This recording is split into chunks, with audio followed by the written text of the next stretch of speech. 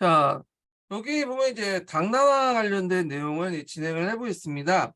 자, 당나라 이제 들어가기 전에 그 당나라 그 항시 그 계승도부터 이제 보고 좀 진행을 할게요. 자, 당나라 같은 경우에는 이제 그 특징이 뭐냐면 여기 이제 황제를 이제 명기할 때 이제 태종, 고종, 중종 이런 식으로 조종제라는 그 묘를 사용하고 있다는 거죠.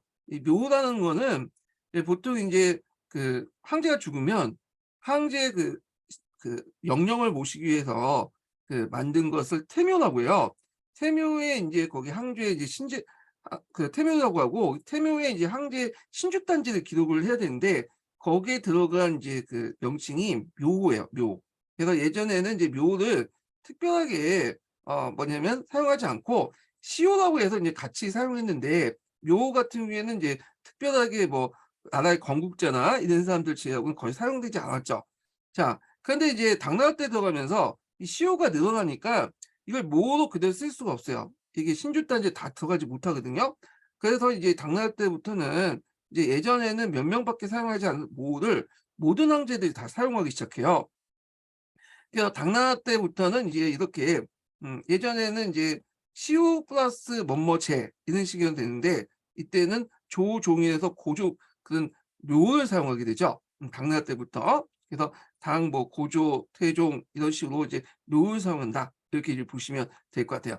자, 이런 묘 제도는 우리나라도 영향을 주죠. 신라 시대 때 뭐 그는 그 태종 무형왕 같이 태종 때 한 대에 거쳐지만 일단 묘를 사용했고 조선이라든지 고려시대 때도 묘를 사용했잖아요. 예. 그리고 이제 명청시대 들어가면 묘 외에도 이제 일세 일원제가 실시돼서 보통 한 개의 연호를 이제 사용하게 되죠. 한 명의 황제가 예전에는 여러 연호를 사용했는데 그래서 명청시대부터는 연호 플러스 제 이런 식으로 사용했다 이렇게 보시면 될 것 같아요. 자, 그럼 당나라 이제 황실 개성도 쭉 보시면 여기에 뭐 눈여겨볼 황제는 이 2대 태종이죠. 정관의 치로 유명하고 그다음 3대 고종 같은 경우에 우리나라하고 연결돼 있죠. 고구려나 백제를 멸망시킨 황제 때가 그 고종이고요. 고종이 인제 즉위하고 죽고 나서 그 측정후 아들인 중종과 예종이 즉위했지만 곧바로 자기 어머니한테 폐위를 당하고 축청문화가 당나라를 멸망시키고 준화를 세우죠. 이게 무주라고 하죠. 다시 인제 그 축청무화가 쿠데타에 유폐한 후에 다시 인제 고종과 예종이 또 복위를 하죠. 고종은 자신의 그 왕후였던 위씨한테 죽고요. 그 위씨가 왕위가 되려고 하니까 그때 인제 현종이 쿠데타를 일으켜서 이 위씨를 죽이고 그 예종을 자기 아버지 세우죠. 그리고 나서 예종이 인제 죽고 나서 현종이 이제 황제가 되죠. 현종 때에 유명한 인제 치세가 있죠. 개원의 치라는 그 유명한 이제 그 통치를 했고 나중에 현종 말년에 천보라는 연호를 사용했는데 요때 양귀비하고 인제 놀아났죠. 하여튼 그래서 인제 이 현종 때 들어서 율령체제가 붕괴되면서 절도사 세력들이 막 만들기 시작했고 절도사도 인제 등장하고요. 그리고 이들 절도사들이 인제 나중에 안사의 난을 일으켰다. 그래서 이 안사의 난은 현종, 숙종, 대종 때까지 이제 진행이 됐고 간신히 위구르 민족들의 도움을 받아 갖고 이제 진압을 했죠. 그 이후에 인제 황제들은 벌 볼 일 없어요. 예. 이후의 황제들은. 그래서 보실 때 뭐 당태종, 그다음에 고종, 그다음에 인제 현종 요렇게 인제 좀 초점을 맞춰서 공부를 해 주시면 될 것 같아요, 여기. 자, 그러면 이제 그 먼저 이제 동계를 읽고 그다음에 한의중을 읽는 식으로 이제 진행을 하겠습니다. 자, 동계 몇 페이지 펴보시냐면요. 310 페이지 펴보세요. 310 페이지.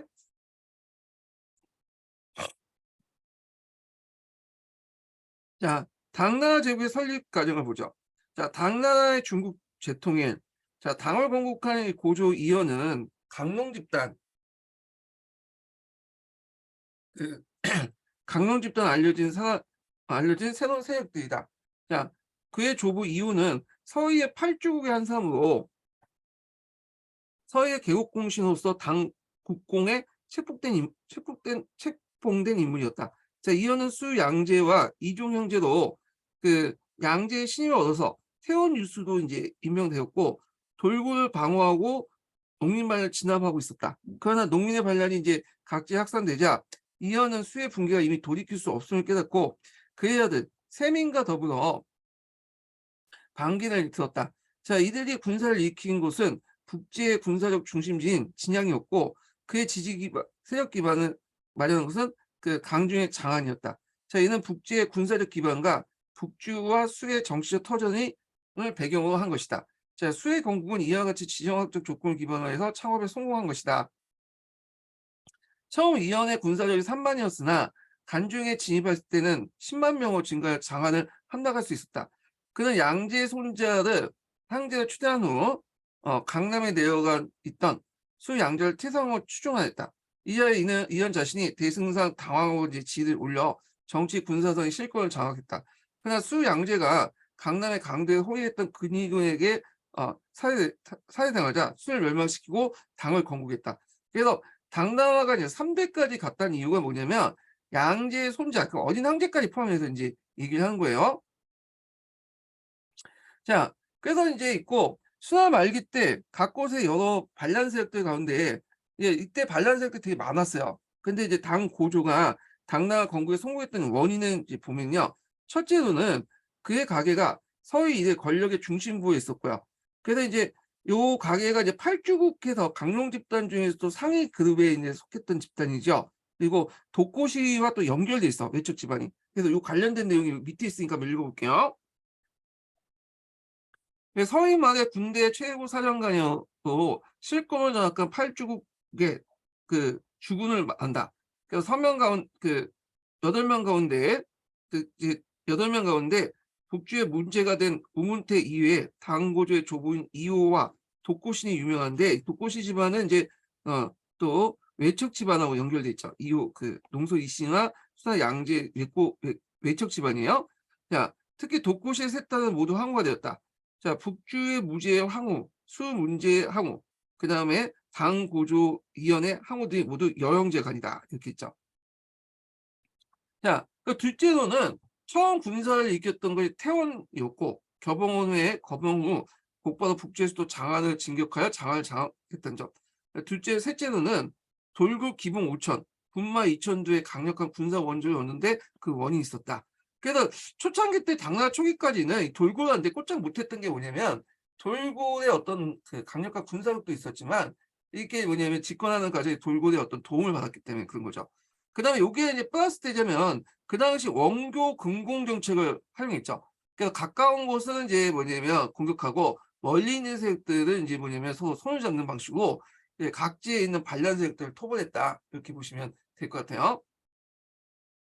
자, 고조에 이어서 이제 당제국을 경비하는 사람이 당태종이다. 이렇게 했는데 요거 관해서 이제 곧바로 당태종으로 넘어가는데 자, 당태종 전에 당고조의 정책을 좀 볼게요. 이연의 정책에 대해서. 예. 그래서 이제 좀 보면 이게 간단하게 돼 있어갖고 여기 좀 보충할게요. 자, 이연은 이제 당 중앙과 지방의 행정 관료를 좀 조직을 하고 행정 조직을 단순화시켰죠. 순화제도를 계승해서 군전제, 조용조 같은 걸 이제 그대로 계승했고 조폐소를 만들어서 동조민 화폐를 발행했고요. 그다음 법을 제정해서 사회별로 일정한 형량을 정하며 20년마다 재개정을 하려고 했다. 이렇게 보시면 될 것 같아요. 자, 그다음에 당태종으로 이제 넘어가는데 이 당태종이 이 권력 장악 방법이 좀 이게 합법적이지 못하죠. 그래서 우리나라의 이제 누구 이방원하고 비슷하다 보시면 돼요. 그래서 그때 헌무군의 정변을 일으켜가지고 그 뭐냐면 권력을 장악하는데 자기 형 첫 번째와 자기 막내 동생 세 번째를 불려서 현무문에 이제 그 뭐냐면 들어가게 했는데 현무문에 이제 들어갈 때는 이제 그 뭐냐면 그 뭐야 당나라 누구야 이세민이죠. 이연이죠. 이연을 만나기 위해서 이제 헌무을 들어간 거야. 헌무을 들어가기 전에는 여기에 무장해제를 해야 돼. 그리고 그래서 이제 무장해제를 하고 들어갔는데 이 헌무문을 지켰던 사람이 이제 그 이세민의 수하 장수죠. 그러다 보니까 여기 헌무를 통과하고 무장을 해제하고 나니까 여기 이제 공격해서 자기 형하고 동생을 죽이고 자기 아버지 협박을 해가지고 결국엔 자기가 이제 권력을 장악하게 되는데 이게 헌무문의 전변이에요. 예. 그래서 이제 이런 것들 좀 기억을 해두시고요. 자, 그러면 관련된 내용을 계속 읽어보겠습니다. 자, 그 고조에 의해서 당 제국의 기반을 더욱 공고히 한 것은 태종이다. 그는 문무를 이제 경비할 인물로 신하의 올바른 충고를 수호하고 적재적소의 훌륭한 관료를 임명했다.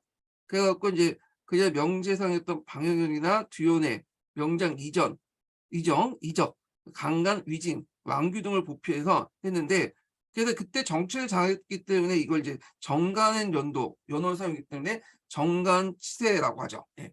그래서 이제 문학가 18학사의 보필을 받고 이제 했다, 이렇게 보시면 돼요. 그래서 이제 그 고조와 태종 때 중앙의 고위 관료는 대부분 북주, 수나라 요지에 있는 유능한 인물이었다. 그래서 그 앞에서 얘기한 갈룡 집단이고, 그다음에 이런 그 앞에 언급했던 사람들 있죠. 이런 사람들은 이제 보통 그 문학관 18사라고 하는데, 이들이 보필을 받았다는 거. 이것도 갈룡 집단하고 연결됐죠. 특히 이제 태종은 신하들의 의견을 기탁 없이 수용했다. 태종이 신하들에게 창업할 것인가 수송 중 어느 것이 어려운 것을 묻자 방형룡은 국가의 창업은 생사에 달린 이유로 더욱 어렵다. 위증은 수의 멸망 근원에서 창업도 어려우나 수송도 어렵다. 그러니까 순화 같은 건 수송을 잘 못했기 때문에 망한 거 아니에요. 그래서 이제 이 태종은 위증의 수성 진안론을 옳다고 여기고 당나라의 경영에 참조를 했는데, 후에 오공이 편찬 정간조론, 이 책은 외워두셔야겠죠. 이 정간조론은 태종하고 이제 그 일반 그 신하들 사이에 얘기를 나눴던 걸 적어놓은 거야. 예. 이게 정간조론인데, 이게 우리나라 고조나 조선시대 때 제왕학의 교과서도 이제 자주 이용했던 책이죠. 자, 이와 같이 이제 태종과 신하들 간의 국정 운영에 대한 기탄 없이 내용을 정리한 것으로 이후의 황제들이 예독했던 제왕학의 교과서가 되었다. 당나라 태종과 그의 아들 고종시대 때 안으도 제도와 문무를 정비하면서 율령국가 체제를 확립했고, 바꾸는 제국과 그 영토를 크게 확대시켜 당대제국의 이제 대당자국의 위협을 이제 완성했다, 이렇게 있고요. 자, 그 다음에 이제 여기에서 이제 그 당나라 외교 관계 관련된 내용을 이제 넘어가기 전에 현문의 변화에 관련된 내용을 좀 읽어볼게요. 여기에 이제 주 18번에 있거든요. 자, 고조는 처음 태자들 장남 건성으로 이제 하였다. 그러나 세민이 당의 건국에 큰 공을 세웠고 강력한 군사를 유지하고 있었다. 626년 세민은 군사전면, 현문문의 변을 일으켜 형과 그 아우를 이제 살해하고 고조로 하여금 강제로 양입토록 하였다. 자, 이후 당의 왕에게 쓰는 무의의 난을 걷고, 무의의 난은 이제 뒤에 있는 축충호하고 위시의 난이죠. 자, 걷고 나서 당말의 한간 세력들의 폐립이 반복되면서 계속 순탄하지 않았다, 이렇게 있고요.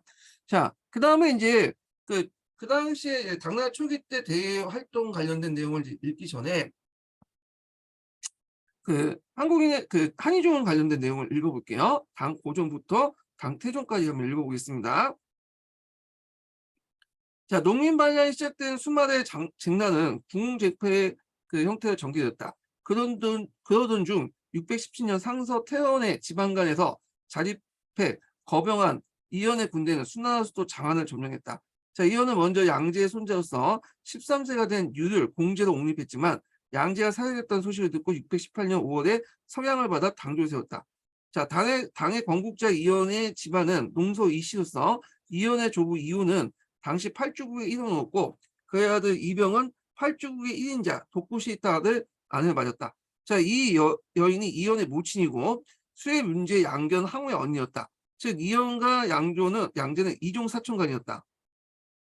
또 이연의 첫 두씨는 우문태의 외손녀였다. 따라서 당 왕실도 서로 왕실처럼 북쪽의 문벌기인 강룡 집단, 강룡 집단은 이제 여기 설명이 있죠. 자, 일원이었고 호족이거나 아니면 호화된 한인 출신이었다.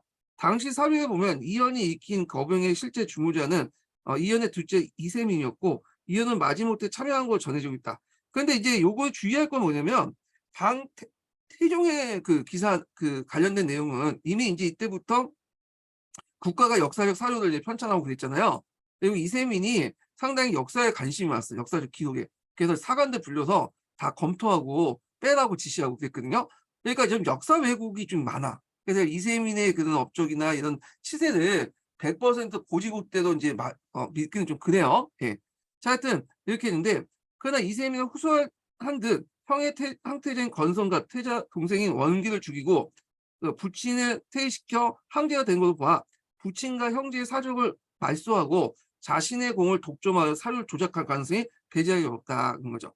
자, 당조가 장안을 성립할 무렵에 전국 각지에 아직 붐이 활발하고 있었다. 특히 동도 남양에서는 수의 왕군 장군이었던 왕세충이 다시 하남을 장악하고 하고 있던 이밀과 양제를 살해하고 북상한 우문하급이 각축하고 있었다. 당시 이민은 우문하급을 격파했지만 우문하급은 이제 수양제를 죽였죠. 이 사람은. 자, 우문하급을 격파했지만 많은 병사를 잃었으며 왕세충에게 패배를 당했다.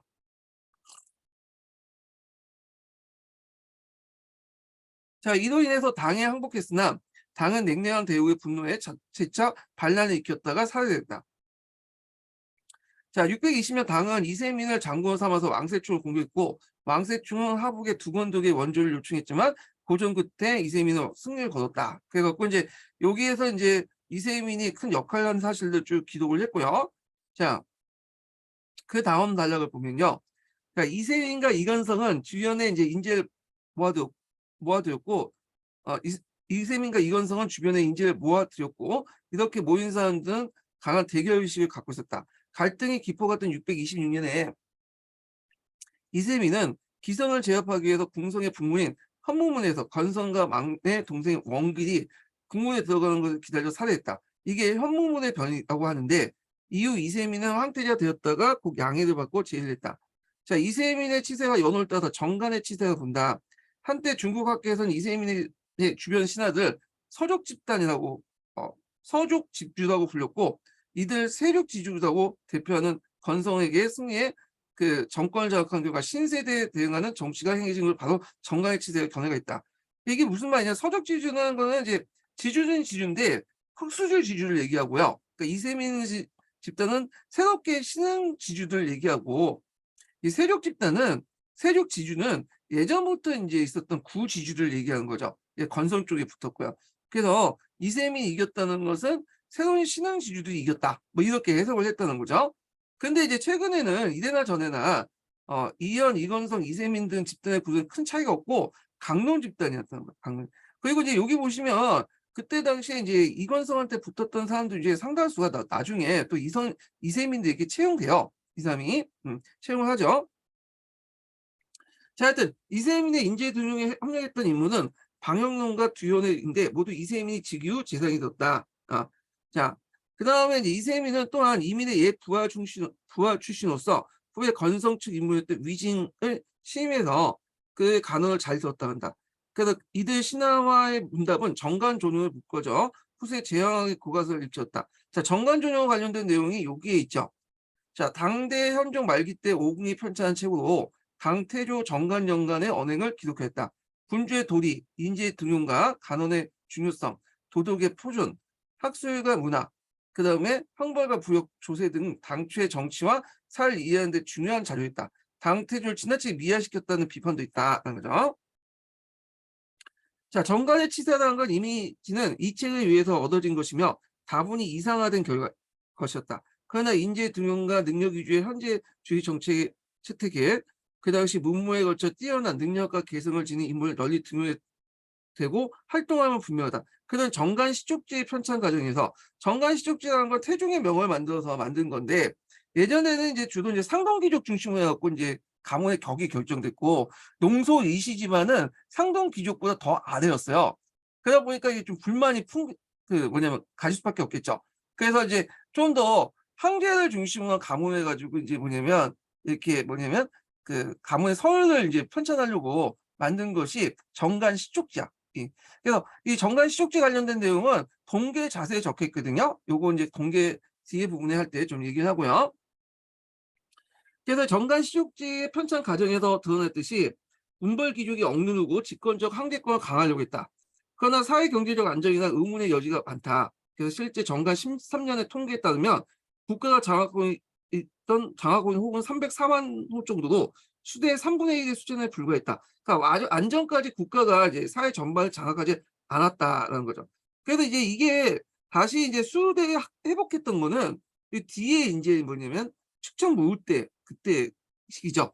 그래서 인제 아직까지 이제 뭐냐면 '국가가 완전히 인민을 파악하지 못했다.' 뭐 이렇게 인제 있고요. 그다음에 인제 요 뒤부터는 인제 뭐와 관련된 내용이냐면 그 당시 당나라 초기 때 인제 뭐냐 대외관계 관련된 내용이에요. 그래서 요 부분은 이제 또 동기에 읽어 보고요. 한번 볼게요. 자, 호환 체제에서 중화 체제에 전환해 볼게요.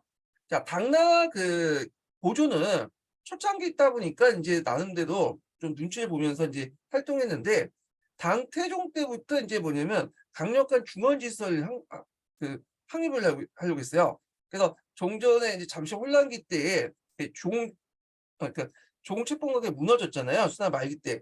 이걸 다시 뭐냐면 회복시키려고 했다. 그래서 이론적인 중화 질서를 하려고 했고 그 과정에서 이 말을 안 듣는 애들을 이제 공격했죠. 뭐 우리나라도 거기에 포함되어 있고요. 자, 그럼 한번 읽어 볼게요.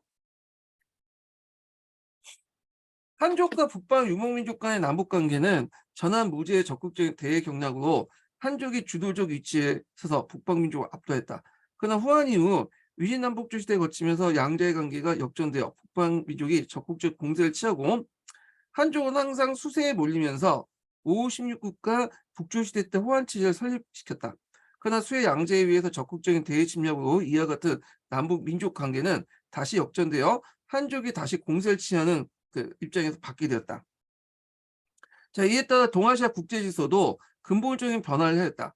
대당 제국의 건설과 함께 한민족의 우위에서는 중화주의 국제 질서를 재편성하면서 조공 관계가 이제 국제 질서의 중심에 이르게 되었다. 자, 당 대국의 대외 발전에 서 태종에 의해서 적극적으로 추진했다. 태종은 처음에 당을 건국해 도와준 돌고가 우호 관계를 유지했다. 그러나 돌고의 무례한 자세와 그다음에 당의 항복 여겨 침략은 기하도 적극적인 공세로 동록을 격퇴시키고 그러니까 초창기 때는 돌골이 앞에서 얘기했죠. 북주와 북주에게 일종의 조공책봉 관계를 요구를 했어요. 완전 뒤바뀌었죠. 그리고 이현 때도 돌골의 눈치를 봤어. 근데 당나라 태종 때는 이제 적극적인 돌골 공격을 하기 시작해요.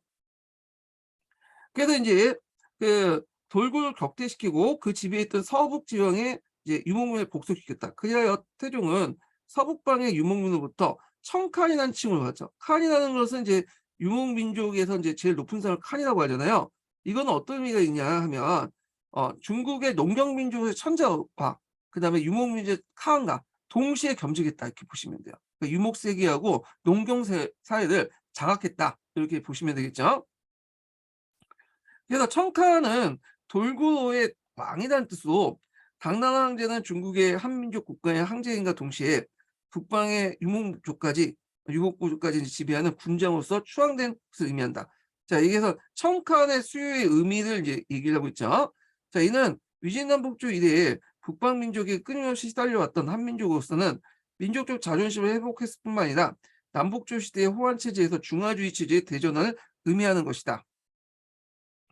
예, 태종은 적극적인 대외 공세로 마침내 서돌고를 이용해서 돌고를 경략했는데 성공하여 이에 합친을 맺었으며 다음 고종 때 이를 멸망시켰다 이렇게 했죠. 그러니까 돌고는 한동안 이제 뭐냐면 당나라 이제 태종 이후부터 한동안은 이제 뭐냐면 밑에 들어갔죠. 그 당나라에. 그렇지만 측정후 이후부터 다시 독립을 해요. 그 뒤에 얘기했지만 제2 돌골 제2제국을 만들게 되죠. 자, 이제 위진남북조 이래의 이제 5호 세력은 당대의 자치를 감추었고 그에 대신에 돌골 세력도 당에 복속되니 한족 국가에 맞설 수 있는 북방 유목 국가들은 10세기 초에 요금원이 등장할 때까지 나타나지 못했다. 당의 대외 경량은 고종 때에도 계속되어 청상남로의 도시 국가를 차례로 경략하여 파밀로 공원 동쪽에 강대한 지배 지역을 지배했다. 그리하고 신라와 동맹을 하여 백제를 멸망시키고 신라 동맹은 이제 나당 동맹은 이미 당 고종 때 당 태종 때부터 했는데 백제와 고구려를 멸망시킨 건 고종 때죠. 그래서 백제를 멸망시키고 그다음에 고구려 내분을 이용해서 이를 정복했다. 그래서 당 초기에는 60년간 그 세력이 최대 발전해 동호는 한반도 북부, 서도는 중앙아시아, 그다음에 이제 북으로는 시베리아 남부에서 남쪽에 인도차이나 반도에 있는 강대한 지역을 지배했다. 자, 정복지의 이민족을 한지로 이주시켜 하나시켰으며 강대한 번방을 이제 통치하기 위해서 세종과 고종 시대 때 거쳐 육도부를 설치했죠. 그래서 육도부 명칭이 여기 나오죠. 그래서 뭐 안소도부, 안북도부, 안동도부 뭐 이런 도부들 설치했어요. 육도부. 근데 우리나라 관련된 것이 이제 동쪽을 안정시킨 도부에서 안동도부라고 하죠. 이거 도부 밑에 도독부를 뒀죠. 도독부를. 예. 자, 그래서 이제 도부 장관이었던 도를 중앙에 파견하고 군정과 민정을 총괄해서 그 아래 정복지의 왕과 추장을 지방관 임명하면서 어느 정도 자치를 인정하는 기미 정책을 했다. 그래서 족장들에게 도독부 주의 장관 같은 당나라 간직을 뭐냐면 수여하면서 이게 뭐 간접 통치를 했다 이렇게 보시면 될 것 같아요. 그래서 여기에서 나온 게 기미 그 정책인데 기미라는 것은 이제 어떤 거냐면 그 말의 곱비나 소의 곱비를 얘기하죠. 그래서 이제 말 잘 들을 경우에 곱비를 좀 느슨하게 했다가 말 안 들으면 뭐냐면 곱비를 당기는 방식이죠. 그러니까 쉽게 말하면 당근과 채찍 정책을 했다는 거야. 근데 이때 이제 기미 정책을 통해서 주변의 이민족들이 당나라 통치 제도나 이런 것도 알게 돼요. 예. 자신이 당나라 간직이 되면서 이제 간직에 침입하면서 이제 당나라 통치 시스템에 굴려가는 걸 알게 되잖아요. 이런 것들이 뒤에 이제 정보광조를 탄생하는 어떤 또 배경이 되죠. 예. 자, 그래서 이제 마침 이때 서남아시아의 사라산 제국이 출현하여 당나라와 국경을 접하면서 활발한 이제 그 해상 무역을 전개했고, 호인이라 부르는 소고드 지방의 호상들도 다수 내리면서 동서 무역을 촉진했다. 요 소고드 지방의 이제 호상들, 소고드 상인들 관련된 내용은 뒤에 다시 한번 좀 정리를 할게요. 그러니까 대당 자국은 이러한 발전은 정치적 면에서 중화주의의 승리일 뿐만 아니라 문화적인 면에서 그 정복민의 중국 동화에 의한 동아시아 문화권의 완성에 대한 중요한 역사적 의미가 있다. 그래서 대당 제국, 당나라 외교 정치 의미와 관련된 내용이 있고 그 밑에 이제 육도부 관련된 내용 있죠. 우리나라 관련된 것은 안동도부. 예. 그래서 처음에 평양을 이제 했다가 나중에는 이제 요동 쪽 옮기죠. 그래서 그 유민들 반반이 너무 크기 때문에 이제 옮기게 된 거죠. 예. 이런 것도 좀 기억을 해두시고 여기 좀 더 눈여볼 게 뭐냐면 여기 이제 안서도부가 있죠.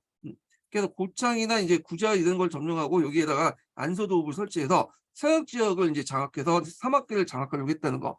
그다음에 여기 보면 안남도읍가 있는데 안남도읍은 그 교주, 그러니까 베트남 북부죠. 그래서 베트남 북부는 거의 이제 뭐냐면 당나라 때까지 거의 1000년 동안 그 뭐냐 지배를 받았거든요. 하여튼 이렇게 있다는 거.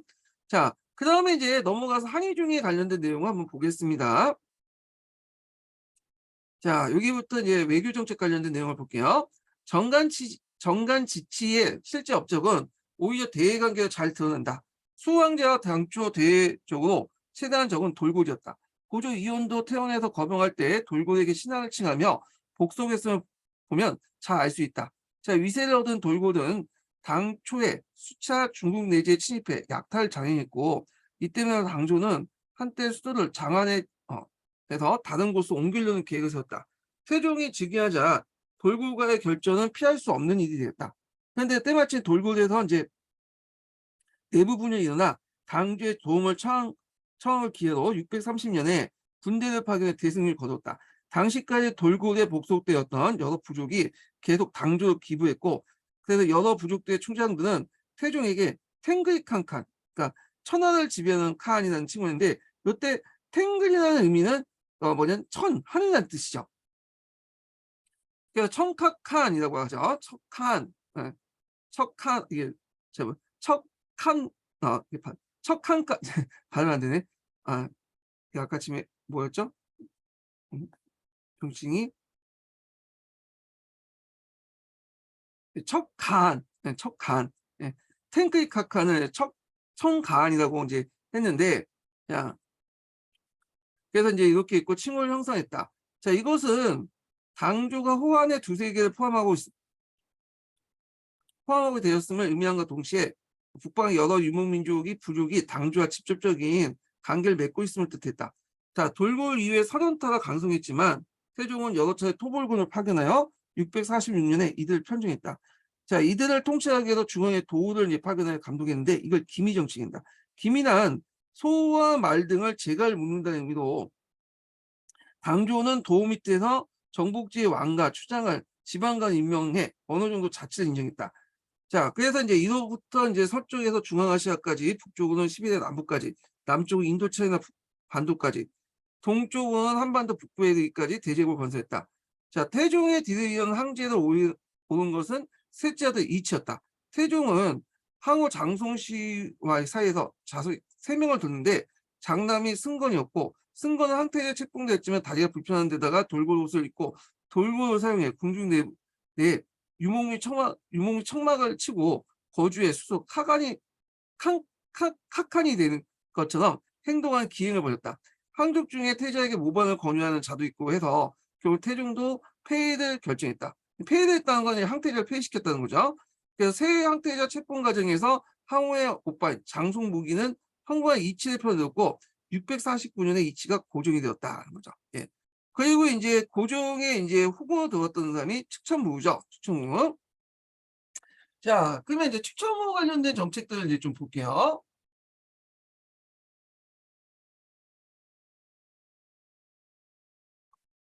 자, 측천무는 이제 중국 그 최초의 이제 유일무이한 그 여제죠, 여자. 그래서 이제 있는데 내용을 보면, 자, 고종의 항우였던 무씨는 중국 역사상 유일한 여제였다.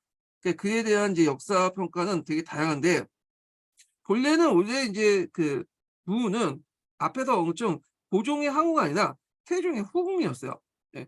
그러다가 이제 태종이 이제 거의 이제 병에 걸려서 임종할 시에 이 고종이 이제 추천무를 이제 보고 반해서 태종이 죽으니까 이제 무가 이제 그때 관례에 따라서 비군이가 됐거든요. 근데 고종이 이제 비군이 됐던 이 무를 다시 한속시키고 자기의 이제 후고 삼았는데, 문제는 이제 본분이 있었죠. 왕항우.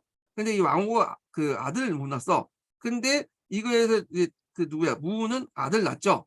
그래서 아들 낳고 나서 이제 자기 아들을 또 죽여버렸어요. 이 여자 좀 대단한 여자인데, 그래갖고 이제 첫째 아들 이런 식으로 죽여놓고는 왕하고가 죽였다 이렇게 모함을 해서 결국에 왕후가 쫓겨나고, 그리고 무가 항우 자리를 이제 차지하게 되죠. 그 과정에서 이제 무가 항우된 것에서 찬성하는 세력들과 반대하는 세력들이 되게 갈등이 있었는데, 무를 반대했던 사람들은 어떤 사람들이냐, 주로 이제 앞에 있었던 강농 집단들, 대북 집단들이고요. 그리고 무를 찬성했던 집단들은 새롭게 등장한 상동귀족들 출신의 집단이에요. 그러니까 이제 무가 즉위하자마자 강농 집단들 대규모 숙청을 했어요. 그래서 이 보통 어떤 왕조가 등장하면 건국 집단들 대규모 숙청을 해줘야 되거든요. 그래서 자신이 이제 건국 집단들이 기득권화되는 걸 막을 수 있는데, 그 앞에 있었던 당 태종과 당 고조는 뭐 여러 가지 문제로 아니면 좀 약간 정에 이끌는지 그대로 이제 등용을 했죠. 그래서 이제 수청을 못했던 거야, 이 관룡 집단들. 근데 이 무가 이제 관룡 집단을 싹을 숙청해주고, 그리고 이제 가고제를 통해 새롭게 산동 집단들을 이제 뽑았죠. 그래서 이게 지배층의 변화가 일어나요. 그래서 의도하지 않았지만 당나가 못했던 그 앞에 있는 당태종이나 그런 사람들 못했던 일을 고종이 이제 무가 해줌으로써 당나라의 어떤 건국 기반을 마련해줬다. 당나라가 이제 성장할 수 있는 기반을 마련해줬다는데 의미가 있는 거야. 하여튼 이렇게 있는데, 자, 하여튼 이 사람이 항우로 이제 즉위하는 과정에서 궁중 내부에 이제 왕항우파와 무우파가 갈려져 결국 무우파가 승리했다. 이 무우파는 상동귀족 출신들이 많았다는 거죠. 그래서 왕항우파에 지지했던 파는 서희 우문태의 문벌을 자랑했던 장송무기, 개국공룡 집단 이었고, 그다음에 무우파는 이적, 허건정 같은 이인벌 상동 지역의 북제 지역의 출신이었다. 그럼 영의의 왕항우를 폐하고 무가 항우로 이제 책봉된 것은 단순히 정치적 사건이 아니었다. 그건 서희 우문태 이래의 북주 수당으로 이어져 내려오면서 당의 창업에 이제 참가했던 개국 공신 집단의 몰락을 가져왔고, 이에 대신해서 상동의 새로운 관료가 무 정권을 담당했던 것을 의미한다. 자, 그래서 이제 무주와 관련된 내용이 있는데, 이 무주와 관련된 정책 그건 예전에 한번 객관식 기출문제 잠깐 언급됐었어요. 선지도 나왔거든요. 그러니까 독립된 문제는 아니었고 선지로서 한번 예전에 나왔어요.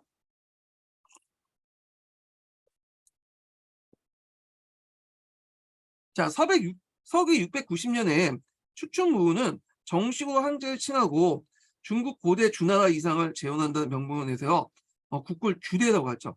주가 곤쳤죠. 그래서 이때 이제 그, 그 주를 이제 세우고 그때 이제 개혁의 모델로 내걸었던 게 뭐냐면 주례예요, 주례. 예, 주나라의 예법이나 제도를 적어놓은 거 있죠. 대개 보면 이제 주례에 의한 간제 개혁을 했다 이렇게 보시면 돼요. 주례에서 이게 09년 기출문에 나왔어.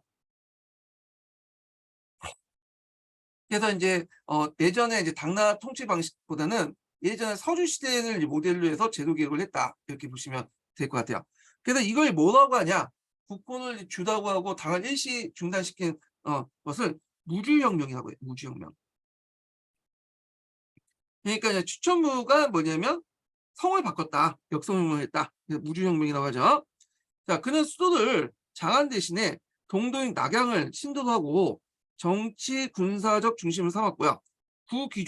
구귀족은 이제 어떤 사람들이죠? 앞에서 얘기한 그 대북 계통의 귀족들이죠. 강농 집단들이죠. 강농 집단을 대교 수청한 후 과거 제도를 확대해서 신진관료로 대거 등용하여 국정을 쇄신했다. 자, 무 시대 때 생산량이 지속적으로 상승됐고 사회 질서도 안정되었으며 강남 지역에서 물자를 원활하게 수송하여 지방을 충실했기 때문에 내가 안정됐다. 뿐만 아니라 예전에 한번 기출이 나왔던 거 있죠? 주대에 입각한 통치를 했죠. 그래서 주대에 따라 간제를 개혁하면서 사상적으로 도교 대신에 불교를 신봉해서 불교 발전에 큰 뭐냐면 공헌을 했다. 그래서 예전 당나라 이제 그 쪽에서는 보통 그 자신의 그 노자라는 사람이 원래 이이잖아요. 이름이 같은 농소 이씨 출신이기 때문에 이 도교를 우대를 했어요. 근데 측정부는 도교 대신에 뭐냐 불교를 신봉을 했어요. 불교를. 근데 왜 불교를 신봉했냐면 그 당시 여왕의 즉위의 정당성을 마련했다고 그래요. 이 불교를 통해서. 예. 그래갖고 이제 보면 그 당시 잠깐 보시면 여기가 이제 뭐냐면 보성사비 봉성사 비로운 아자불인데 이 비로운 아자불의 모습을 측정무로 하고 있죠. 이게 측정무. 예. 그래서 요거게 이제 뭐냐면 이걸 통해서 여왕의 즉위의 정당성을 마련하겠다. 불교를 통해서. 그래서 그 관련된 내용을 한번 아틀란스 중국사에 있으니까 한번 볼게요. 자, 줄 785번을 보면요. 자신의 등극을 정당화시키는 이데올로기에서 적극 이용하기 위해서 대웅궁을 위조했다. 그래서 즉 정공 천녀가 여왕으로 변신했다는 이야기를 비극부에 하생하여 여자 황제가 되었다는 식으로 찬문을 제시했다. 그러니까 찬문이라는 것은 어떤 경전에다가 이제 이렇게 뭐냐 앞날 예언하는 그 도창 같은 걸 이제 하는 거죠. 여자 황제 출현은 곧 부처의 의지라고 해석하는 것이다. 자, 이런 식으로 그 불교를 통해서 자신의 직위를 정당화시켰고요. 그 다음에 남성 위주의 문법 구조를 부정하기 위해서 독자적인 문자를 만들었죠. 페미니즘 할 때 되게 강조될 것 같아. 여성사 할 때. 그래서 측정 문자를 제정했는데 측정 문자 관련된 내용이 이제 아틀란스 중국사에 있어요. 자, 거기 보면 자신의 존재를 미하고 신성할 목적으로 측정 문자 19자를 만들었다. 자, 이 문자는 남성 위주의 문자 구조와 용법을 부정하는 의미에서 천지인가 1월성대의 주요 글자를 새롭게 만들었다. 왕자로서 덕질 포방했다. 뭐 이렇게 이제 얘기했고요. 그 외에도 이제 앞에서 얘기한 지배 세대의 정비와 관련된 내용을 한번 더 얘기해 보면 관령 집단 수청하고 과거제를 통해서 이제 뭐냐 상동기작들을 이제 주로 등용했죠. 지배 세력에 이제 뭐냐면 그 교체를 이루어줬고요. 그래서 이제 북문학사라는 젊은 문학사를 우대하고 재상의 권한을 분산하고 축소시켰다는 거. 자, 그래서 요거 관련된 내용도 이제 그 밑에 주에 있거든요. 네, 주에 있는데 아틀란스 중국사 한번 읽어볼게요.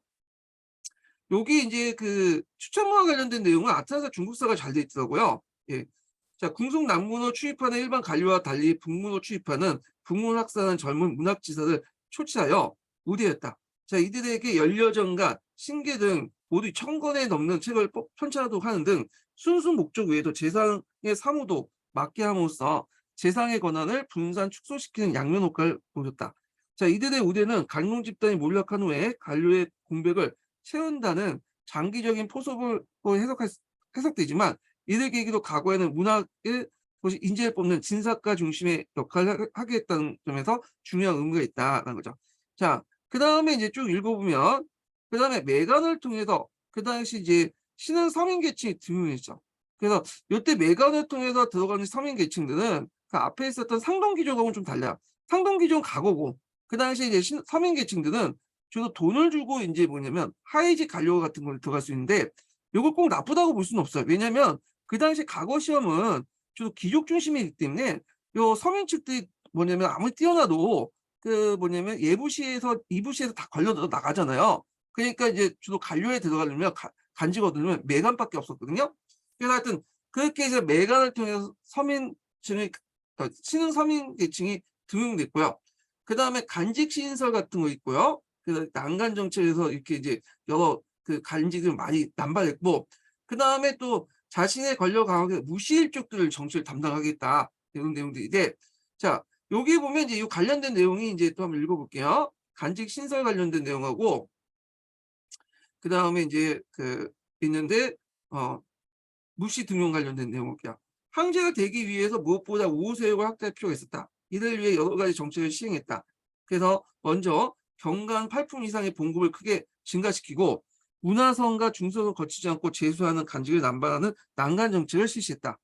그 다음에 이제 무시 등용 관련된 내용이 이제 여기 있는데 705년까지 정치를 이끌었던 인물들은 무승사와 무삼사 등 무시일족과 장역진과 장창종 같은 총신, 적인걸 같은 과거 관료가 더해져 비교적 평온했다. 이렇게 있죠. 자, 그래서 이제 이렇게 있고 그 외에도 잠깐 더 설명하면 그 서주의 명당을 복원했다고 그래요. 이게 이제 그 서주를 모델로 해가지고 개혁을 했잖아요. 그래서 이 관련된 내용들을 이제 아틀라스 중국사에 있는데 한번 볼게요.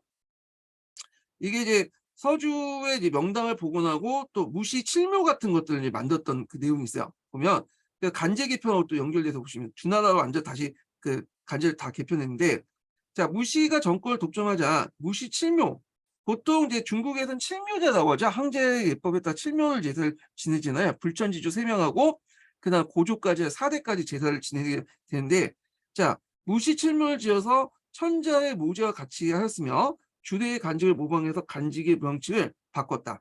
그래서 2부의 청간, 호부의 지간, 그다음 예부의 충간, 병부를 하간, 형부를 추간, 공부를 동간이라고 했고 이것을 무주왕조의 건국을 전제로 한 것이라 할 수 있다. 자, 그다음에 이제 그 앞에서 얘기한 이제 서주의 명당 복원 관련된 내용을 보면 보통 이제 서주가 천자들 제후할 때 모집한 그 명당 있잖아요. 이런 것들 복원시켰어. 그래서 이런 것들이 주대를 모델로 한 서주를 복원하시려고 했던 것들을 이제 연결돼서 보시면 될 것 같은데. 근데 이제 주나 말기 때 들어가면 뒤에 얘기했지만 이제 사회적인 문제겠지만 군전제가 동요되고 부병의 어떤 기피 현상이 나요. 그래서 이것이 나중에 가도 정책의 배경이 되고 문제는 이제 무가 이제 늙어서 이제 병이 깊어지니까 이제 뭐냐면 고민하는 거지. 자기 조카한테 황제를 줄 것인가 아니면 중종 자기가 예전에 폐위했던 이제 그 자기 아들한테 줄 것인가 고민했는데 당연히 자 어머니 입장에서는 중종한테 주는 것이 당연하겠죠. 근데 문제는 이렇게 넘어가면 국외활동사에서는 이렇게 넘어가면 뭐야? 이게 무주가 망하고 다시 이시왕조, 그러니까 당나라가 복위한다는 거잖아요. 그렇게 고민할 때 이제 내부 쿠데타가 일어나서 결국에 무가 이제 유폐당하고 정치적 실권이 없어지게 돼요. 그리고 중종이 다시 복위가 되죠. 요 관련된 내용이 여기 있는데 보죠. 자, 무시일족들은 무가 연료했으므로 우후 사후에 황해를 물려받으러 서로 음모를 꾸미기 여념이 없었다. 이 같은 상황 속에서 식농 원년 무의 병이 깊어지자 다시 재상이었던 장례지 재현이 견이 이 사람들 다 무시의 측근색들이에요. 그래서 모의하여 무시의 총애를 받고 있던 장혁지 장창조 형제를 죽이고 이 측근색들이 이제 더 다른 측근색들 장씨 집안을 죽이고 중종을 복위시켰어. 그리고 무의는 이제 강제 퇴위시켰죠. 그리고 중종은 국보를 당으로 이제 회복하고 모든 제도를 고종시로 다시 환원했죠. 결국 좀 있다가 이제 무가 죽게 돼요. 예. 그래서 이제 이렇게 이제 있다는 거. 자, 그래서 여기 보시면 이제 이건 또 나중에 얘기하고 자, 그래서 이제 무 정책 관련된 내용을 좀 보충했고요. 자, 그럼 무의 평가 관련된 내용을 볼게요. 종래의 이 무의와 위우는 이제 나중에 중종의 이제 왕비죠. 그래서 중종의 왕비인데 이 사람이 이제 앞에 그 무가 이 정권을 바꾼 걸 보고 자기도 뭔가 좀 해 보려고 했어. 예. 그래 가지고 자기 뭐냐면 남편이었던 중종을 죽여 버리죠. 예, 자기 딸하고 안락공주와 모의해 갖고 중종을 독살시켜. 그래서 이제 자신이 직접 황제가 되려고 했는데 그때 이제 뭐냐면 현종이 전원 현종이 이 무를 저기 안락공주하고 이제 위씨를 죽이고 결국엔 예종 자기 아버지를 세우죠. 그리고 나서 뭐냐면 좀 있다가 예종부터 이제 현종이 양해를 받아요. 예. 자 하여튼 근데 그래서 이게 무와 위씨의 이제 그래서 무이하라고 해. 보통 이 여화라고 하죠. 자 그래서 인제 있는데 자 그래서 무와 이유에 이끌어서 위를 일컬어 당나라의 여화라고 한 것은 무가 당을 찬탈한 유교적 역사관에 입각해 부정적인 평가다. 자 여성이 황제 위에 오른 것은 중국 유교주의사에서는 상상할 수 없는 이변임에 틀림없다.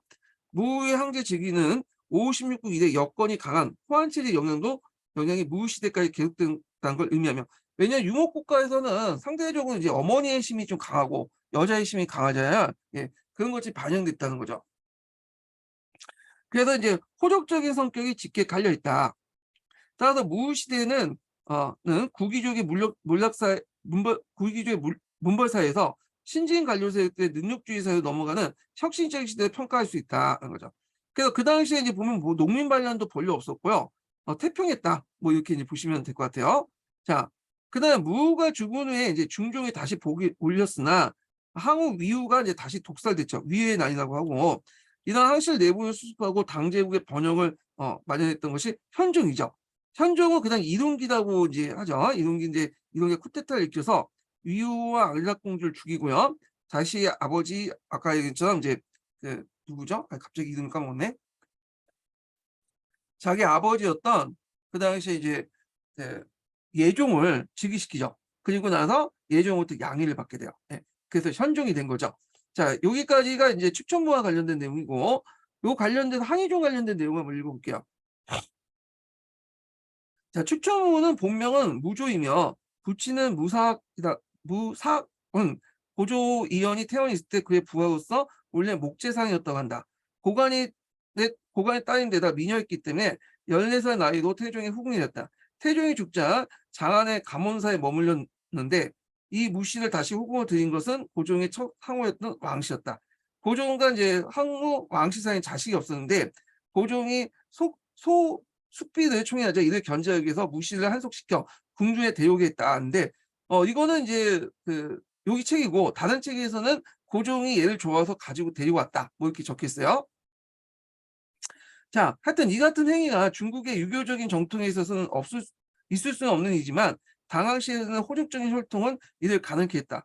그러나 이제 왜냐하면 자기의 아버지의 후궁을 어머니뻘한 후궁을 자기 후궁을 삼는다는 거는 이게 뭐냐 중국 유교적 사관에는 맞지가 않거든요. 예. 근데 유목국가 안에서는 유목부족 안에서는 그게 자연스럽게 또 했기 때문에 그런 풍습에 영향을 받았다. 이렇게 보시면 될 것 같아요. 자, 하여튼 그러나 이제 왕씨는 무씨가 자신이 취임하여 위태롭게 하리라고는 미처 생각하지 못했다. 자, 무씨는 내용할 정도 계산이 뛰어나 권력의 길을 착착 밟아 나갔다. 항우 폐립의 원인은 고종과 자식 사이에 자신 사이에 낳은 자식을 살해한 다음 앞에서 얘기했죠. 이거를 항우가 이제 죽였다 해놓고는 뒤집어 쓴 거야. 이 사람을 보면 참 모정이 없는 것 같아. 그래서 뒤에 보시면 알겠지만 이 무씨가 여러 명의 아들이 냈고요. 한 4-5명을 낳았어요. 그래서 이렇게 첫째 아들은 그런 식으로 죽이고 둘째 아들은 이제 황제 뭐냐면 세자로 세웠는데 이 둘째가 이제 자기 말을 안 들으니까 얘도 인제 뭐냐면 그냥 반란을 일으켰다고 죽여 버리죠, 자기 아들을. 그리고 세 번째 아들이 이제 뭐냐면 황제가 됐는데 이게 중종이고 중종도 곧바로 폐위시키고 예종을 세웠다가 또 폐위시켜요. 예. 자 하여튼 그래요. 자, 그러나 이 무씨의 권력자는 단순히 그의 강한 권력력 때문에 가능한 것은 아니다. 당시 항우 폐위와 무씨의 옹립을 둘러싸고 조정은 두 파로 나눠졌는데 이 앞에서 얘기한 것처럼 이제 뭐냐면 무씨를 지지했던 상동 집단과 그다음에 왕씨를 지지했던 그 집단, 간룡 집단의 싸움이라고 했죠. 이런 당파 싸움을 이용해 무씨가 권력을 쥘 수 있었던 것이다. 당시 항우의 폐위와 무의 옹립을 둘러싸고 이를 반대했던 바는 원료인 장송국이 저수장, 우진영 등이었고 옹립하는 허경종, 이인부 등 그때까지 권력의 중추에 있지 않았던 인물이다. 자, 허경종은 과거 수재가 출신으로서 이민에게서 태종 밑으로 기부한 인물이었고, 이 인물은 고종이 이제 항태장 시절부터 거느리고 있던 신하로서 가문보다는 고종과 개인적 관계가 깊은 인물이었다. 자, 그 다음에 이제 이렇게 있고, 이 문제는 강령 집단 대 반강령 집단, 문벌 대 비문벌로 양태를 띠게 되었다. 결국 이 대립은 군대를 장악하고 있었던 이적이 항우 패립을 고종 개인의 문제에 돌리면서 무수 쪽의 승리로 건멀지었다. 자, 무가 정권을 잡게 되자 인재 등용이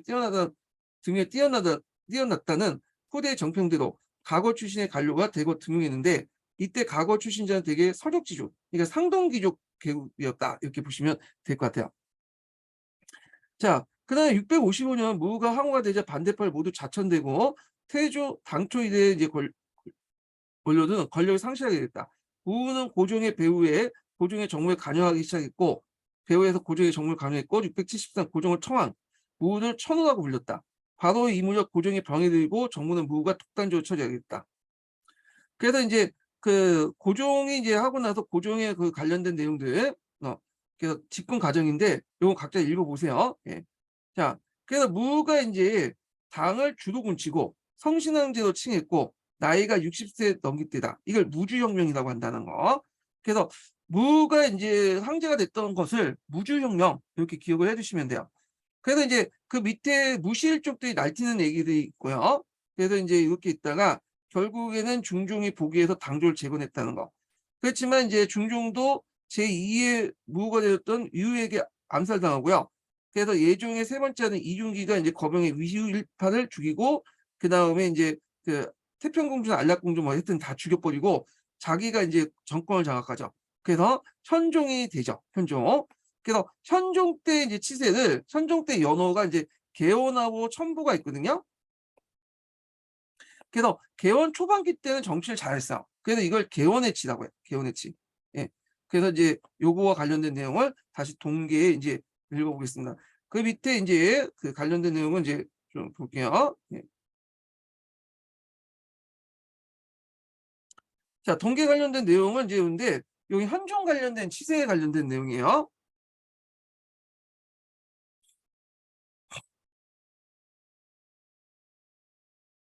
자, 현종은 그 통치 전반적인 개원 시기에는 초반기 때죠. 의욕적으로 선정을 베풀고 명제상이었던 요순, 그 다음에 송경, 그 다음에 장구령 같은 걸 등에서 활기를 이제 넘치는 국정을 펴냈다. 이렇게 했죠. 자, 그래서 요순 같은 사람은 대강 10조를 발표해서 개원의 어떤 정치 기본을 마련했다. 이렇게 이제 있거든요. 그 다음에 이제 정치적으로 문벌귀족 세계가 억제하고 인재를 널리 등용했으며 경제적 호구의 증가와 농업 생산을 발전했겠다. 그래서 이제 당나라 때 이때 이제 최절정을 이루죠. 호구가. 그래서 이제 호구에서 이제 300만 호에서 700만 호까지 그 700만 호까지 이제 늘어나죠. 그래서 요때가 절정이야, 요때. 현종 때가. 그렇지만 안사의 난 이후부터 이제 계속 떨어지죠. 그 후에 회복이 안 돼.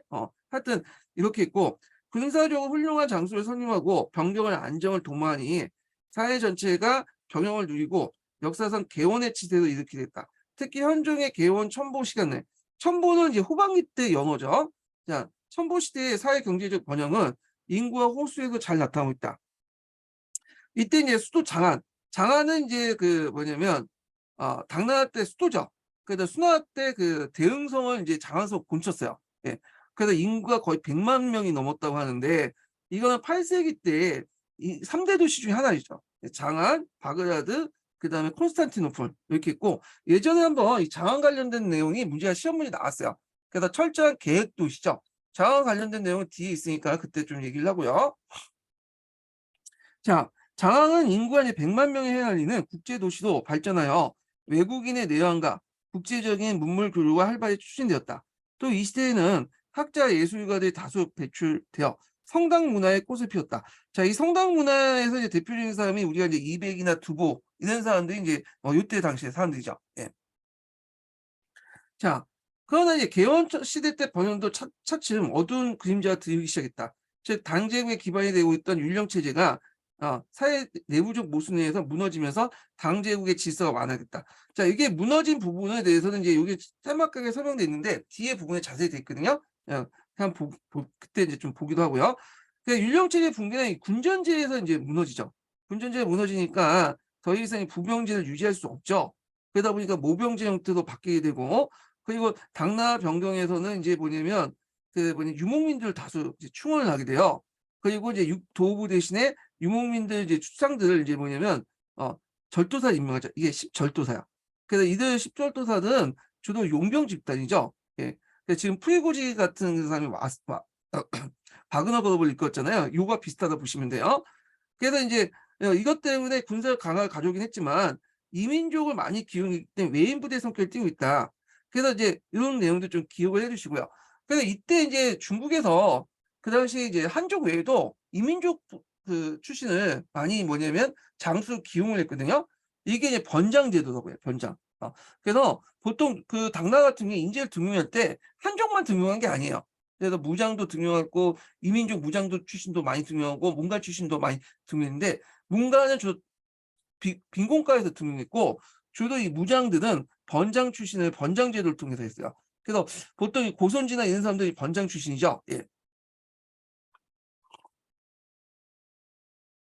자, 이러한 군사제도의 변화는 안사의 대난과 당말 5대 절도사의 횡포를 가능했을 뿐만 아니라 북방민족이 하락하게 되는 정보광주의 추을 가져오겠다는 거죠.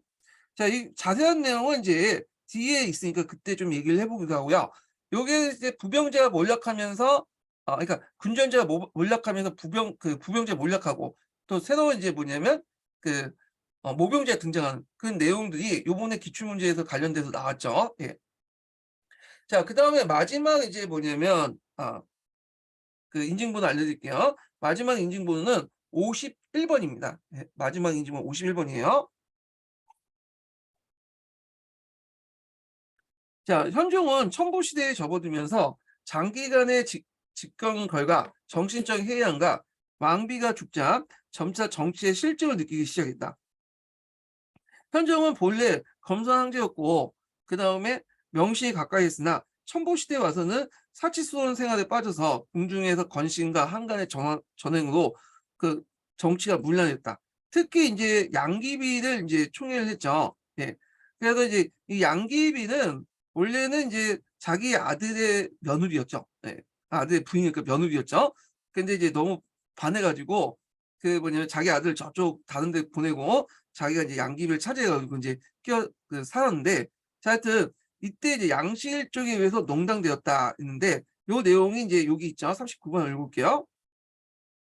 자, 현종은 정치 1인부와 양귀비의 오빠 양국춘, 황제 고욕사에게 일임하였고 양귀비와 별거궁에서 항영을 즐겼다. 처음 1인부가 정치에 농단했다가 양국춘의 세력이 커지자 두 사람이 정적이 되었다.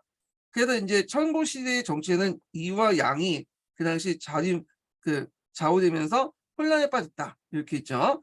특히 이제 양국춘하고 사이가 안 좋았던 사람이 또 누구냐면 누구야? 양국춘하고 사이가 안 좋았던 사람이 안록산이에요. 그래서 이 안록산하고 양국춘의 어떤 대립이 뭐냐면 안록산의 어떤 배경이 되기도 하거든요. 자, 이와 함께 이제 사회 전반에 응축되어 있던 여러 가지 모순이 터져나오면서 마침내 안록산 사사명의 난이 대단히 일어났다. 안사의 난이라고 하죠. 안사의 난. 안록산은 국정이 분명치 않은 자포였다는 거. 자포라는 것은 뭐냐면 각종 아버지나 어머니가 다 뭐냐면 오랑캐가. 그러니까 돌고린 어머니와 어떤 서역 지역의 호인이었던 부친 사이, 아니 소고도인 같아요. 그러니까 돌굴과 소고도가 합쳐졌고 한 거다. 오랑캐도 아니고 순수한 오랑캐도 아니고 이게 틱이라고 하죠. 속칭. 그런 사람들이 해가지고 이제 만든 것이 자포 출신인데, 그러다 보니까 이 사람은 이제 다양한 문화와 언어를 경험했잖아요. 이 사람이 외국어를 되게 잘했다고 해요. 7개 국어를 이제 했다고 하거든요. 자, 하여튼 그는 거구로 재치가 이제 뛰어났고 교활하며 여러 나라 언어를 구사했으며 중개무역으로 경제적 기반을 마련한 후 유주절도사 시하의 병사가 됐다. 안록사는 차츰 무공을 인정받게 되자 뇌물로 이제 궁중 내부와 통하면서 또 이제 양귀비한테 이제 뭐냐면 어머니 하면서 이제 아부도 쓰고 그랬죠. 승진하면서 평로, 병양, 하동의 3절도사를 겸하면서 동북 일대 군정, 민정권을 장악하니 그의 병력이 20만이 됐다. 당시 조정에는 안력산과 잘 통했던 1인부가 사망하고 그 대신에 그의 부하 관계에 있던 무능한 양국충, 양귀비의 오빠라고 돼 있는데 친오빠는 아니고 사촌오빠인 것 같아. 예. 집권하자 755년에 반란을 일으켰다. 예. 그래갖고 이제 있는데 그래서 이제 그의 반란군은 돌고래 기병을 중심으로 거란이 포함해서 유목민을 조직한 정병 15명이었다. 그래서 이 안력산하고 양국충 관련된 내용이 이 공사년 기출문제인가요? 공사년 역교도 문제 예문으로 나왔어요. 예문으로. 예. 잘 읽어보시면 그 예문에 있어. 예.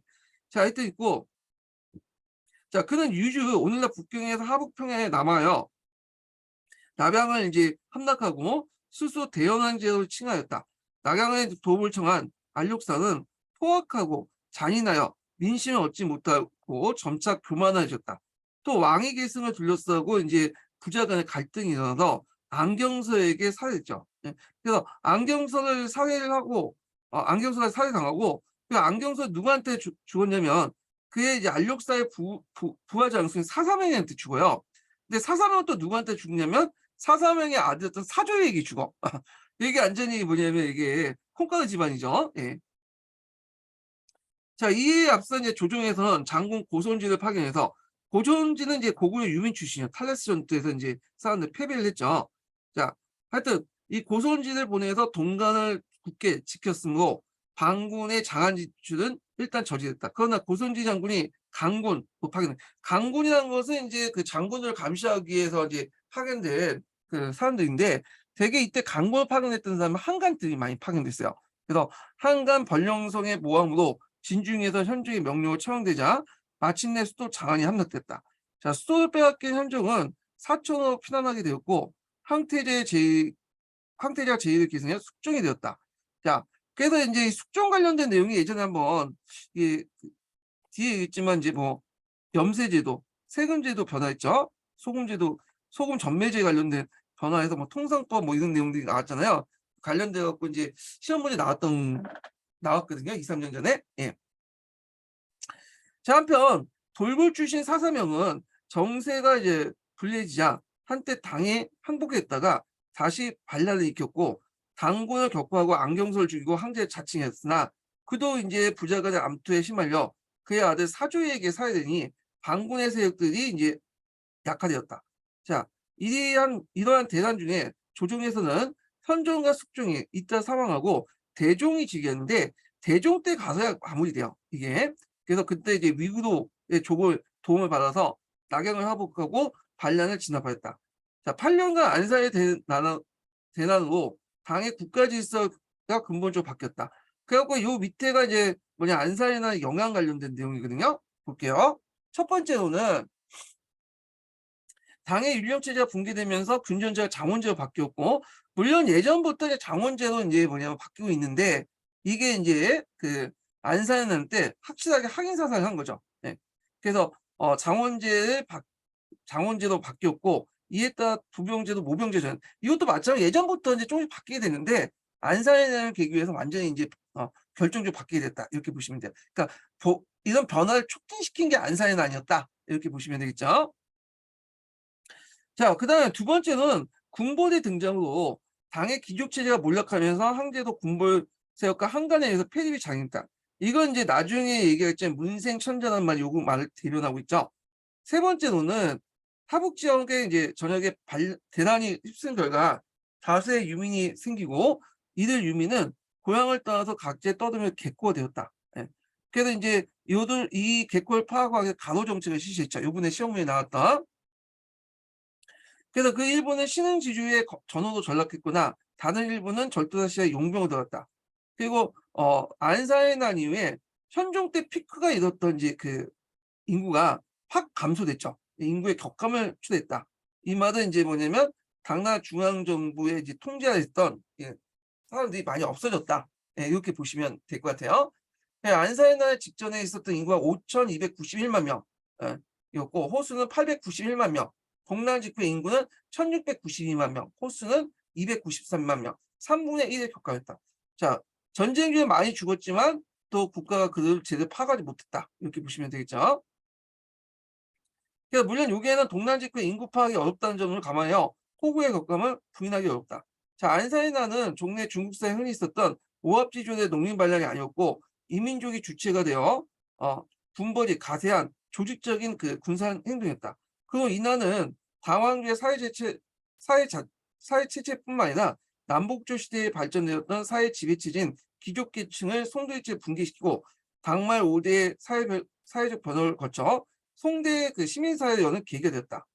그리고 당제국의 붕괴는 동아시아 국제 질서에 큰 변화를 일으켜 정보 강조 추정하네. 그러니까 예전에는 이제 유목민족들이 당제국이 이제 강하다 보니까 끽소를 못했죠. 그래서 유목민족들이 봉기하면 당나라에서 군대를 파견해서 유목민족을 짓밟아 버렸잖아요. 근데 안사의 난이 후에 당제국이 이제 약해지니까 주변 민족들 통제를 못하는 거야. 그래서 이 주변 민족이 통제를 못하는 가운데서 당 말기 때 이제 그 정보광조들이 등장하기 시작한 거죠. 그래서 이런 것들 좀 기억을 해두시면 되고요. 그래서 요거는 이제 안사의 난에 의의 이렇게 보시면 되고, 그 다음에 고선지 관련된 내용이 있는데 요 사람이 탈라스 전투와 관련돼 있거든요. 그래서 예전에 한번 시험에 나왔기 때문에 한번 읽어볼게요. 주에 41번이 있어요.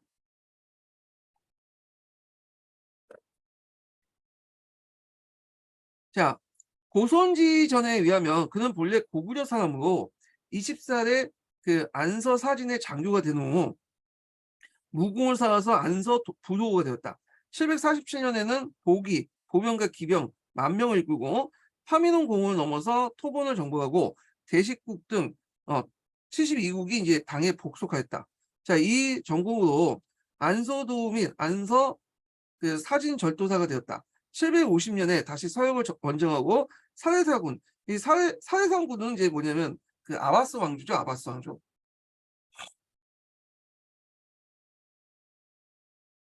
자, 아바스 왕조와 탈라스 호반에서 싸웠으나 패했다. 그래서 이걸 계기로 해서 예전에 한번 시험 문제 나왔던 중개제지법이 서양에 이제 전파되었다. 얘기죠. 안사의 때 토족 원수 부장으로 섬주에 주둔해 있다가 낙양이 함락되자 동간으로 후퇴하여 방비를 임했으나 강군으로 파견된 한간 박연성의 무고로 뭐냐면 현종의 노용을 삼아 처형당했다. 이렇게 보시면 될 것 같아요. 자, 그래서 이제 이 내용들 파악을 했고, 그 다음에 항해종 관련된 내용은 있죠. 이거 이제 좀 보죠.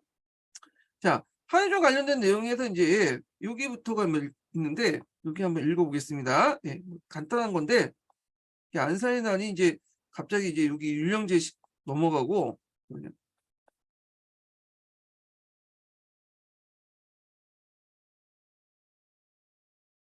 이렇게 있는데 알력산이 여기 뒤에 있어. 그래서 좀 약간 이제 뒤에서 읽어볼게요. 예, 먼저 이 부분부터 읽고 진행하겠습니다. 예. 자, 여기 보면 이제 앞에는 이제 무와 이후에 이제 어떤 그 역사 평가 관련된 내용이고, 자, 여기부터 읽을게요. 자, 현종은 초년에 기강의 엄전히 바로잡아 농민생활 안정을 주었고, 호구수가 당대 최절정인 900만 후에 이는 경제적으로 안정됐다. 이들 개원의 치세가 본다. 자, 이들 이룩한 것은 명제상으로 평가 높았던 요순과 송경이었는데 이들은 모두 무시대 때 과거에 합격한 사람들이다. 자, 그래서 이제 따라서 무주혁명의 성과는 헌종시대까지 계속 이어졌다. 그러나 현종은 치세의 후반기인 첨보 연간에 되면서 정치의 실정을 냈고 도구에 몰두해 불을 낭비했다. 그래서 정치도 총신이었던 이린보, 한강 고족산에게 맡겨졌다.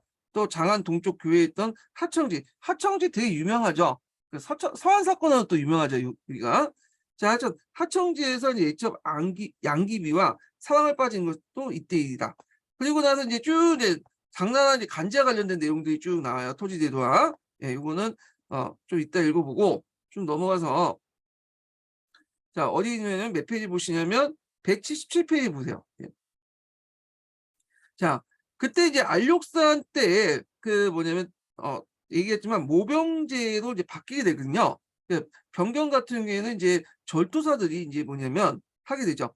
그래서 이 절도사 중에 이제 세일컸던 알욕산이 이제 반란을 일으켜요. 그래서 요 부분은 이제 제도사 할 때 좀 읽어보고, 자, 이걸 배경으로 해서 이제 알욕산이 이제 뭐냐면 쿠데타를 일으키는데 요 관련된 내용 볼게요. 자, 알육사는 소고도 계통의 호연이노. 그래서 이제 평로절도사 양화도에 있다가 그의 사후에 평로절도사 임명됐다. 후 번양절도사, 하동절도사 경우에 세 번진을 장악했는데 시야의 병력이 당조 전체 병력 37% 달했다. 자, 이후 755년에 당시 재상이었던 양국중 간의 권력 다툼을 끝에 반란을 일으켰다. 근 한 달 만에 낙양을 이제 점령하고 반년 만에 장안을 점령해 대연을 건립했다. 자, 이것이 이제 뭐냐면 안사의 난이다. 그러나 각 지방의 강력한 저항과 위구르족의 반격을 받았다. 자, 이후 반란군 내부에 발생한 둘째 아들 안경서에게 살해당했다. 또 안경서는 부장인 사사명에게, 사사명의 아들 사류에게 살해당했다.